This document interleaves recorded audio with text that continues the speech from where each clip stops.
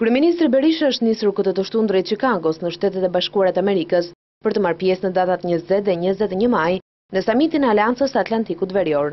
Në këtë samit të nivelit më të lartë të kryetarëve të shteteve dhe qeverive, kreu i ekzekutivit shoqërohet nga zëvendës kryeministri dhe ministri i jashtëm Edmund Naxhinasto, nga ministri i mbrojtjes Arbeni Mami si dhe zyrtar të tjerë të lartë. Në qendër të diskutimeve dy ditore do të jetë situata në Afganistan, sikurse ka qenë tashmë prej 10 vjetësh, si dhe marrja një vendimi final për tërheqjen e trupave ndërkombëtare. Në ditën e parë të punimeve, të cilat do të çelen nga sekretari i përgjithshëm i NATO-s Anders Fogh Rasmussen, kryeministri Berisha do të marrë pjesë në sesionin e hapjes së mbledhjes të Këshillit të Atlantikut të Veriut. Në këtë sesion do të nderohen ushtarakët e NATO-s të rënë në krye të detyrës gjatë operacioneve të aleancës, ndërsa më tej në ditën e dytë të punimeve, delegacioni shqiptar do të marrë pjesë edhe në punimet e takimeve dedikuar luftës në Afganistan dhe zhvillimit e forcimit më tej të kapaciteteve të NATO-s.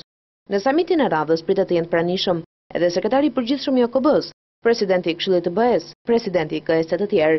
Samiti i NATO-s zhvillohet që prej vitit 1999 në SBA, e në të do të marrin pjesë më shumë se 60 krerë shtetesh.